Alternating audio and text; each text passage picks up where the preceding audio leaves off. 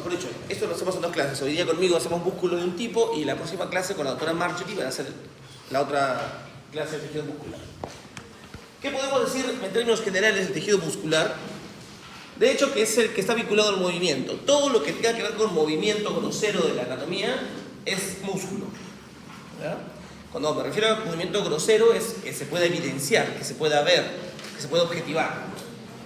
Este tejido en sus células se transforma en una reacción química en movimiento. Esa es la consecuencia de la actividad molecular de este tejido. Eso permite, por ejemplo, que el corazón lata, que podamos movilizarnos nosotros, incluso el movimiento de los órganos internos, como por ejemplo un trabajo de parto, que es movimiento del útero, que expulsa un feto que está allá adentro, o el intestino, que moviliza el alimento desde la parte más alta hasta la parte más distante, ¿no? Para poder ser expulsado de sus desechos. Todo eso hace el tejido muscular. Hay 3 tipos de tejido muscular: el tejido liso, el tejido estriado, que puede ser cardíaco o puede ser esquelético. Cuando uno observa el músculo en el microscopio, se da cuenta a la microscopía óptica que en algunos casos la célula se ve suave, lisa, limpia, sin marcaciones, a la microscopía óptica. Ahí se dice que el músculo es liso. Pero hay otros músculos que uno los observa y ve unas rayitas que atraviesan las células, que se llaman estrías transversales. Ese músculo que tiene rayitas se llama estriado, músculo estriado. Y ese músculo estriado lo encontramos en 2 sitios, básicamente. Lo encontramos en el corazón y lo encontramos en el músculo que va asociado al sistema locomotor. Entonces tenemos el que va al corazón, se llamará músculo estriado cardíaco; el que va al sistema locomotor se llamará músculo esquelético, porque va al esqueleto; y el otro simplemente músculo liso. Son los 3 tipos de tejido muscular. Hoy hablaremos en la clase del primero, que es el liso. Todo músculo, todos los contenidos de músculo tienen algunas palabritas que debemos conocer. Por ejemplo, el prefijo sarco significa carne y se refiere a la fibra muscular, ¿no? Sarcosoma, sarcoplasma, sarcolema son ese prefijo. Cuando escuchen sarco es carne. Sarcoma, ¿escucho hablar de su sarcoma? Sarco, carne, ¿no? El prefijo mio significa músculo, ¿no? Mioepitelial, mioma, ¿no? Miomatosis, ¿no? Cuando dice mio es porque está hecho de músculo, formado por músculo. Y hay unas palabras propias, ¿no? Sarcoplasma es la forma en la que nos referimos al citoplasma de las células musculares, ¿no? Sarcolema es la forma en la que nos referimos a la membrana celular de una célula muscular. Sarcosoma es la forma en la que nos referimos a las mitocondrias de una célula muscular. Retículo sarcoplásmico es el retículo endoplasmático liso de las células musculares. Bueno, las fibrillas del citoesqueleto se van a llamar miofibrillas y los filamentos del citoesqueleto se van a llamar miofilamentos. Son las mismas estructuras que conocemos en una célula normal, pero cada músculo se les da un tratamiento con esos términos, ¿no? De hecho, cuando uno dice la fibra muscular, usamos la palabra la fibra muscular, me estoy refiriendo a la célula muscular, ¿no? O sea, cuando digo en una fibra muscular, estoy diciendo en una célula muscular, ¿no? Entonces, como les dije, hablemos del primero. Yo me llevo lo fácil, es el músculo más simple, el músculo liso. También se le conoce como músculo involuntario, porque nosotros no tenemos voluntad sobre él, no podemos decirle al músculo liso contraíte, ¿no? Lo que sí tenemos con el músculo esquelético, ¿no? El músculo esquelético dice contraíte, dice, ¿no? Contraíte, no. ¿No es cierto? Ustedes pueden controlar esos músculos, pero el músculo liso no le pueden decir, útero, contraíte, quiero parir. No se puede. Es un músculo involuntario. También se le conoce con el nombre de músculo visceral, porque el músculo liso es el que reviste la pared de nuestras vísceras. Las vísceras que se van a mover, por ejemplo, las paredes de las arterias, las paredes del intestino delgado, del estómago, las paredes del útero, del uretra, en fin, es un músculo visceral. La célula o fibra muscular lisa tiene algunas características. De hecho, su forma es fusiforme. Fusiforme es gordita al centro y angulosa a los extremos, ¿no? Como el fibroblasto, ¿se acuerdan? Ya. Igual en el músculo liso se ve más todavía esa forma fusiforme. Excepto una, dice que es el músculo la célula mioepitelial. La célula mioepitelial es una célula que tiene forma de mano o de pulpo, que usualmente está rodeando a los acinos o a los alvéolos de las glándulas secretoras exocrinas. ¿Se acuerdan de las glándulas que eran acinares, alveolares? Por fuera puede haber una zona mioepitelial que ayuda a la expulsión de la secreción, ¿no? Porque se contrae, como que ordena la glándula, ¿no? En esa variación, la célula muscular lisa no es fusiforme, sino es así, como un pulpo, ¿no? Pero el resto de células musculares lisas son siempre fusiformes. Se acomodan ellas como si fuera un enladrillado. Cuando ven ustedes una pared de ladrillos, nunca van a ver una bloqueta, un ladrillo encima de otro ladrillo. No. Ponen un ladrillo y arriba ponen la mitad de otro, la mitad de otro, el centro otro, la mitad de otro, la mitad de otro, para que se estructure mejor la pared. Ya, de esa manera también se organiza el músculo liso. La parte angosta o la parte ancha de las células vecinas, ¿no? Y finalmente, la orientación de las fibras musculares lisas asociadas va a depender de la función del movimiento que tenga el órgano. Circulares, longitudinales, oblicuas, espiraladas, ¿no? Muchas formas vamos a encontrar en bandas, anulares, ¿no? Acá está, por ejemplo, nuestra célula fusiforme y acá vemos un ladrillado, ¿no? O sea, la parte angosta de esta célula está en la parte ancha de la célula de abajo. Y así, ¿no? La parte angosta con la parte ancha, ¿no? Intercalados, ¿no? Acá lo mismo, acá podemos ver el citoplasma de dos células, ¿no es cierto? El núcleo de la de arriba está hacia la derecha, esta parte ancha de la célula se acomoda con la parte angosta de la célula de abajo. Igual acá la parte ancha de esta célula, el núcleo es acá, se acomoda con la parte angosta de la de arriba, ¿no? Acá están las mioepiteliales, ¿se acuerdan que les acabo de mencionar esto? Esta es una unidad alveolar, ¿no? Acá hay un alveolo, acá hay secreción, acá está el conducto secretor. Y acá está por fuera, miren, son como celulitas en forma de pulpo, o prolongaciones del citoplasma que envuelven a la estructura glandular para cuando sea necesario secretar, se contraen y como que ordeñan a la glándula, ¿no? Para facilitar, favorecer, acelerar la secreción. Acá está una imagen más bonita de las células mioepiteliales. Por ejemplo, estas son células mamarias, ¿no? Alvéolos de la glándula mamaria. ¿Se acuerdan de la secreción apocrina de esas células? Bueno, se favorece la expulsión con la contracción de estas células, ¿no? Y aquí tenemos una imagen real del tejido muscular liso. Se ven las células alargadas, el núcleo central, esta parte más ancha, la parte angosta se hace hacia los costados. Esto que está por fuera del músculo, esto de acá, es un tejido conjuntivo laxo, muy light, básicamente mucha matriz, sobre todo, pocas células, pero eso organiza las fibras musculares, que da como que una frontera entre un miocito y otro miocito liso, ¿no? Entre una fibra muscular y otra fibra muscular.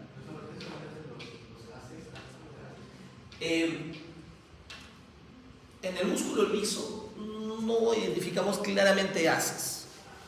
Eso lo vamos a ver mucho más cuando hagamos músculo esquelético, haces y fascículos, ¿no? Aquí lo que vemos es un tejido que está organizado de manera intercalada a sus células, rodeado de una cantidad de tejido conjuntivo que nos aísla células y células. Incluso en algunos libros usan el término de endomicio para llamarle a este tejido conjuntivo que está rodeando las fibras musculares. Pero la verdad es que la palabra endomicio es aplicable con mayor claridad para el músculo estriado, ¿no? Más que para el músculo liso. Tejido conjuntivo. Ahora, miren, por ejemplo, aquí yo veo las fibras musculares así, ¿no es cierto? De esta forma. En esta imagen, igual, aquí yo veo las células musculares así. Pero arriba, que también es músculo liso, yo no las veo así. Las veo así, las ha cortado transversalmente, entonces veo bolitas. Este músculo tiene unas fibras longitudinales y otras fibras de corte transversal en el mismo músculo. ¿Cómo me doy cuenta que es músculo? Por la acidofilia, o sea, es rosadito, bien parejito casi. Y no tiene mucha matriz, porque si tuviese mucha matriz y yo veía acidofilia, podría creer que son tejido conjuntivo, tenso, ¿no? Pero no hay fibras, pues, son puras células. Así que así diferencio el tejido muscular liso y el tejido conjuntivo, que podrían confundirlos en algún caso, porque es difícil, ¿no? ¿Qué pasa con la ultraestructura? O sea, con las cosas que están por dentro de cada fibra muscular lisa. De hecho, es una célula compleja, tiene en su interior un complejo de Golgi, que está sobre el núcleo normalmente, hay sarcosomas que son un poco alargados, ¿no? Mitocondrias, ¿no? Poco retículo plasmático y muchos ribosomas libres. ¿Qué puedo pensar cuando una célula tiene muchos ribosomas libres? ¿Qué? Ribosomas libres. ¿Qué? Los ribosomas en una célula pueden estar en dos partes, ¿no es cierto? O libres en el citoplasma o adosados al retículo plasmático rugoso, ¿no? ¿Qué pasa cuando una célula tiene ribosomas adosados al retículo plasmático rugoso? Significa que sintetiza proteínas que van a ser encapsuladas para luego ser liberadas de la célula, ¿no es cierto? Pero cuando están libres, ¿qué puedo pensar? Que produce proteínas, pero que se quedan dentro del propio citoplasma de la célula. De hecho, la presencia de abundantes ribosomas libres me dice de que esta célula sintetiza mucha proteína para sí misma. Lo que más sintetiza normalmente es miofilamentos, o sea, y miofibrillas, que son las fibras de la contracción muscular, del citoesqueleto de contracción muscular. Y también, como veremos en el caso del músculo estriado, acá hay menos, hay una proteína que tenga que ver con el oxígeno, ¿no? Que es la mioglobina. Ahora, cuando yo observo el citoplasma a la microscopía óptica, lo veo parejito, el equipo se llama liso, ¿no? Se ve el citoplasma homogéneo, ¿no? Aunque si yo aumento más ¿cómo se llama esto? El poder de resolución, voy a empezar a encontrar en el citoplasma unas manchitas, unos puntos que llaman la atención. Y también voy a encontrar unos puntos, unas manchitas por debajo del sarcolema, de la membrana muscular, de la fibra muscular lisa. Esas manchitas del citoplasma se llaman cuerpos densos citoplasmáticos. Cuerpos densos citoplasmáticos. Y esas manchitas que están por debajo del sarcolema se llamarán placas densas subplasmamelares. Placas densas subplasmamelares. Entonces yo estoy viendo mi célula muscular lisa, su núcleo, por ahí es un complejo de Golgi, ribosomas, y veo manchas negras, que son los cuerpos densos citoplasmáticos, y veo placas negras por debajo de la membrana, las placas densas subplasmamelares, ¿no? ¿Qué más voy a encontrar en el citoplasma? Sí, de manera muy ordenada, voy a encontrar filamentos de contracción, que son de dos tipos. Unos se llaman filamentos finos, que están formados por una molécula que se llama actina.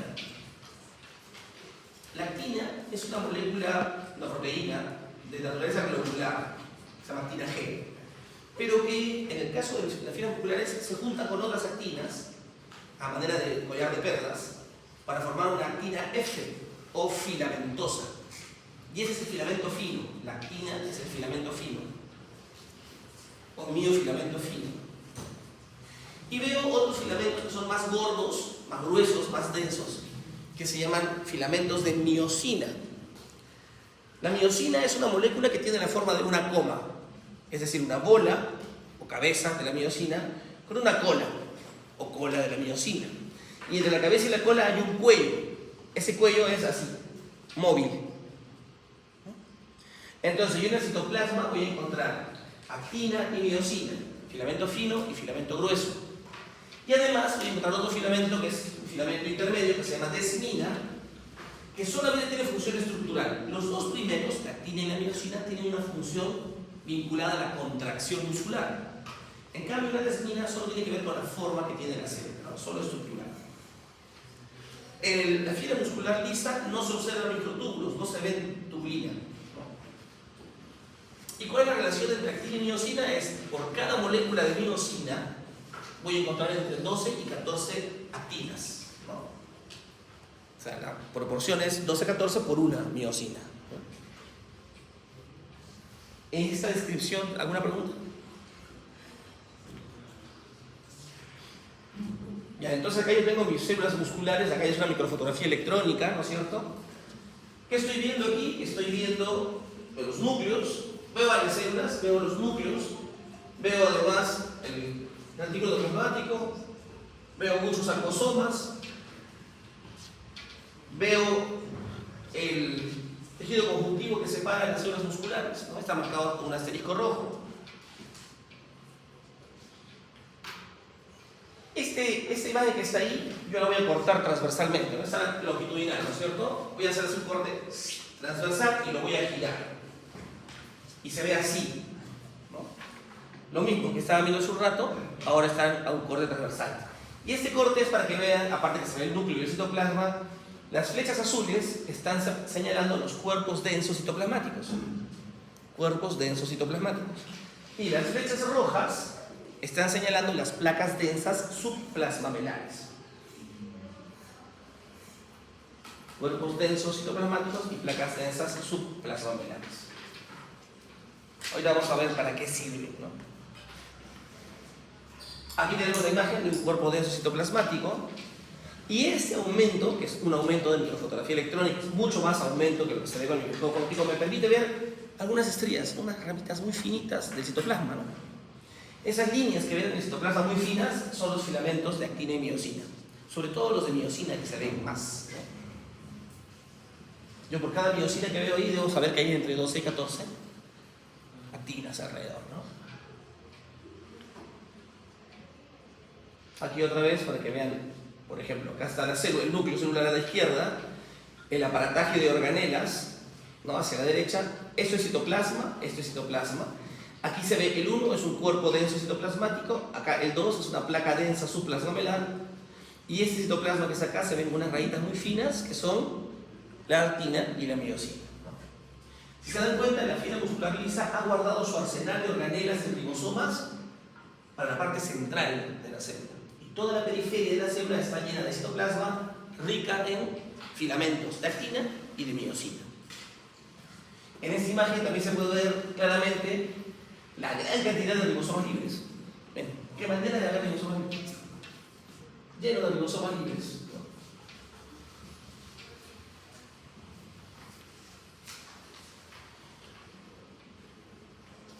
Ya, a ver. ¿Cómo funciona esta célula muscular? O sea, ¿para qué sirve esta célula muscular? Ya dijimos que transforma una reacción química en movimiento. ¿Cómo lo hace? A ver, la contracción del músculo liso tiene una peculiaridad. Es una contracción muy lenta, pero al mismo tiempo es duradera en el tiempo. O sea, puede contraerse. ¿Cuánto dura un trabajo de parto? Puede durar 24 horas. Ese útero puede estar 24 horas molestando a esa mujer. Cada 3 a 4 minutos. Y se contrae con intensidad y luego cesa. Y otra vez, ¿no? La digestión dura horas, ¿no? 3 horas, 4 horas, 8 horas, dependiendo que hayan comido. Desde que el intestino se mueve de arriba para abajo y producir, ¿no? La eliminación de los desechos, ¿no? A diferencia de los otros músculos, como por ejemplo el músculo estriado esquelético, la contracción ahí puede ser rápida, puede ser muy fuerte, pero dura poquito. ¿Cuántas series se pueden hacer ustedes con 10 kilos? ¿3? ¿De cuánto? ¿De 10? ¿3 de 10 repeticiones? Cuando quieren hacer la cuarta, ¿no? Ya no pueden más. No aguantan un trabajo de parto con ese tipo de músculo, ¿no? ¿O cuántos han estado con ganas de ir al baño, han ajustado y no han llegado al baño? ¿Cuánto han podido ajustar? ¿1 hora? Y es menos, ¿no? Y han relajado nomás, ¿no? No es como el músculo liso, que sí tiene mayor capacidad de fuerza, pero es lento. Otra cosa que es importante de este músculo es que solamente puede reducir un cuarto, o sea, un 25% de su tamaño. Si la fibra mide 1 micra, solo podrá reducirse en 1/4 de micra. Por poner un ejemplo. No se acorta mucho, ¿no? Cuando hablamos de contracción, hablamos de que de una punta a la otra punta, la talla inicial se reduce, ¿no es cierto? Eso es contracción. Pero el músculo liso solo puede contraerse en un 25%. De su tamaño final, o de su tamaño total, 25%, es poco, ¿no? ¿Qué más? La fuerza es equivalente a la del músculo esquelético, pero gasta mucho menos energía que el músculo esquelético cuando se contrae. O sea, está diseñada para durar más tiempo sin cansarse tanto y sin consumir mucha energía. Cosas importantes en la fibra muscular lisa. Ahora, cuando yo hablo de contracción muscular, ¿qué es lo que pienso? Pienso que mi actina, que está acá, y acá está mi miosina, y miren, mis codos es la distancia que hay entre actina y miosina, pero cuando se contrae lo que hace es una se pone sobre la otra. Entonces la distancia que hay entre mis codos se acerca. Y eso hace que el tamaño de la célula se acerque. Eso es la contracción. Es cuando la actina, la miosina y la actina interactúan resbalándose una sobre la otra y acercando los extremos. Eso lo hacen todas las moléculas de actina con todas las miosinas que hay en la célula, y al final toda la célula se reduce de tamaño, ¿no? La contracción es el resultado del deslizamiento de la actina sobre la miosina y se transmite a través de toda la célula gracias a que los filamentos están anclados. ¿Dónde están anclados? En los cuerpos densos citoplasmáticos y en las placas densas suplasmamelares. Y eso es vital, ¿no? ¿Cómo se da el fenómeno de la contracción? Vamos a verlo ahorita así en secuencia. Primero, para que haya contracción del músculo liso tiene que haber un elemento que es vital para la contracción. Ese elemento es el calcio. O sea, sin calcio no hay contracción. Por eso es importante que la calcemia, o los niveles de calcio en nuestra dieta y en plasma se mantengan constantes siempre. 8 y 9 creo que es el valor normal de calcio, ¿no? Y llegamos por decilitro. Por encima de eso, hipercalcemia le da mucho calcio a las células y eso puede producir también espasmos, ¿no? A los que tienen un corazón en espasmo por hipercalcemia, se mueren. De hecho, es una forma de matar. Dosis de calcio endovenosa, un paciente, y el paciente hace paro. Le di mucho calcio, ¿no? Y ojo, bien difícil de detectar ese tipo de cosas, ¿no? ¿Quién dosa calcio a nivel traza? Nadie. Y lo matan, un guan. Son tips, ¿no? Y por debajo de los niveles de calcio, por debajo de 8, se llama hipocalcemia. Lo primero es hipercalcemia, este es hipocalcemia. Y la hipocalcemia es no poner calcio a disposición de las células musculares. Y la célula, cuando no tiene calcio, se queja también y no se contrae, ¿no? Se relaja. Alucina en su corazón relajado, ¿no? No es compatible, ¿no? El calcio normalmente se difunde cuando le llega la orden a la célula de contraerse, porque tiene que llegar una orden. El calcio que se encuentra en el extracelular ingresa a la célula a través de conductos que se abren para calcio y entra en la citoplasma. Además, en el retículo endoplasmático liso, la célula ha almacenado calcio por si acaso no hay afuera. Entonces también se libera el calcio hacia el exterior, ¿no?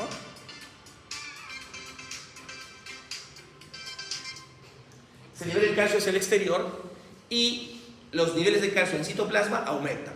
O sea, ¿cómo aumentan? Porque entra del exterior y porque sale del retículo endoplasmático de la célula muscular. Perfecto.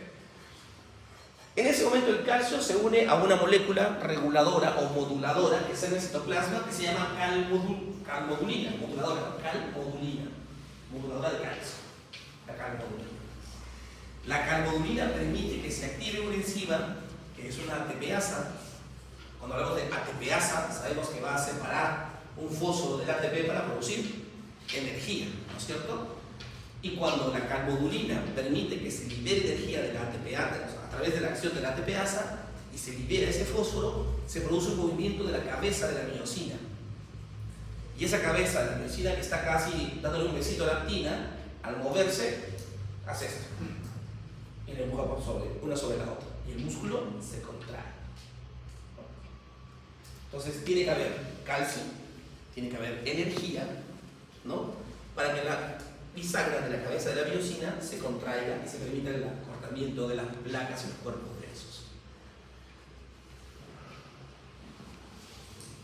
Ahí está el calcio, ¿no? Que sale o entra del extracelular o sale del retículo endoplasmático del citoplasma para interactuar con la calmodulina y activar toda la ruta, ¿no? Acá está la imagen que me gustaría al profesor de bioquímica sobre esa reacción química que se convierte finalmente en movimiento, ¿no?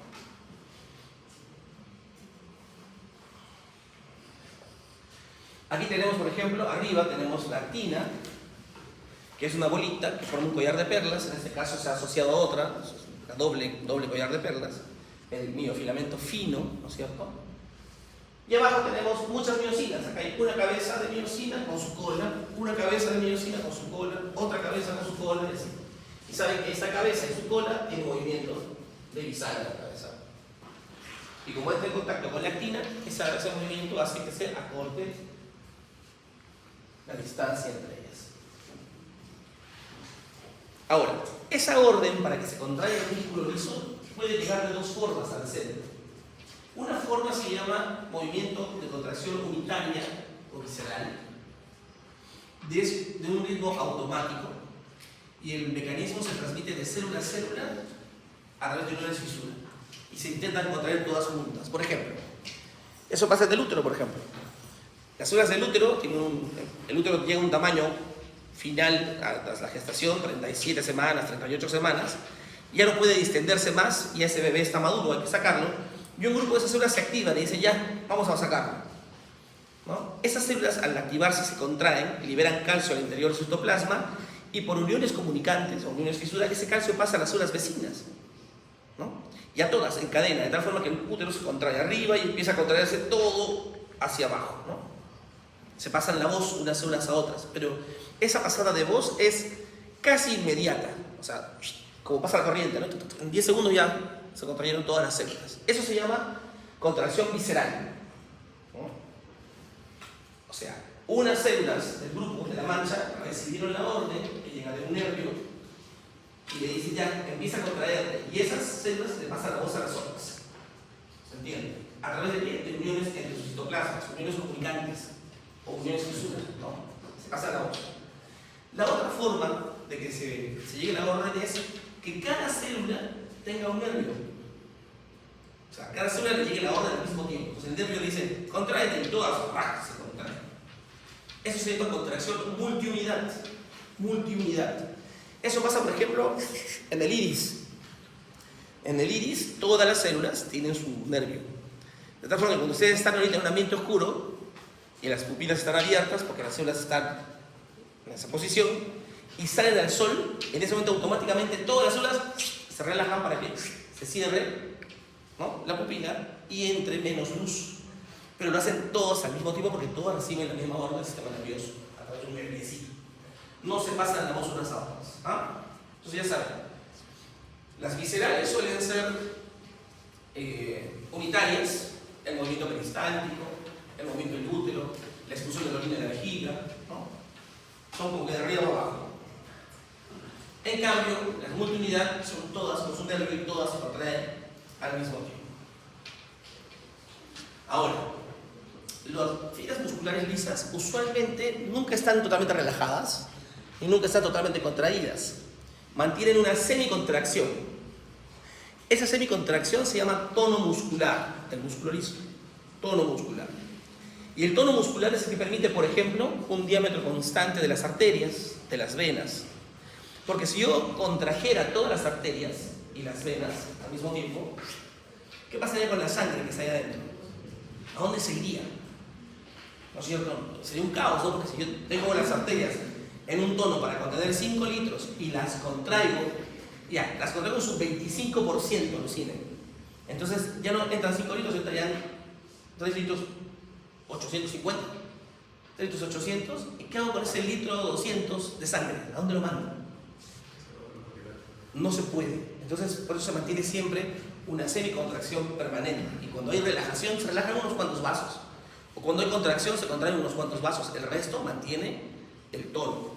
Eso pasa también en el vísceras. El vísceras también tiene cierto tono muscular liso, ¿no? Acá está el ejemplo de hace un rato, ¿no? El multiunidad y el unísono, ¿no? El unitario, ¿no? Ahí vean ustedes los nervios. En el multiunidad, cada célula recibe contacto con el nervio, y en el unitario, el nervio recibe solamente contacto con las de más arriba, y las de arriba les pasan la voz a las de abajo. Miren acá, este es el nervio. El nervio es multiunidad, ¿no es cierto? Aquí yo tengo muchos nervios amarillos y muchas fibras musculares, pero todas entran en contacto con el nervio. Todas se contraen al toque. En cambio arriba, el nervio solo está en contacto con las células superiores. Pero las células superiores están en contacto por puentes, uniones comunicantes, uniones fisuras, con las otras células. Entonces, cuando estas se contraen, le pasan la voz hacia abajo para que se contraigan también como una hora, ¿no? ¿Se entiende el fenómeno de la succión? Otra vez, para que vean que el calcio llega del extracelular o sale del líquido plasmático para actuar con la calmodulina, activar la TPasa, producir movimiento de bisagra en las cabezas de la miocita. Y miren, ahí, de color rojo, como unas líneas, están los biofilamentos, actina y miosina, y de color azul están las placas densas y los cuerpos densos. Es más, en el lado de acá se ven cuerpos densos. Quien está anclado en los cuerpos densos es la actina, ¿no? Y en el centro tengo varias miosinas, porque hay varias cabezas, ¿no? Varias miosinas. Cuando se contrae la actina y la miosina, se montan y los cuerpos densos se acercan. El resultado es así. Arriba es la célula relajada. Los cuerpos densos y las placas densas se mantienen en sus sitios originales.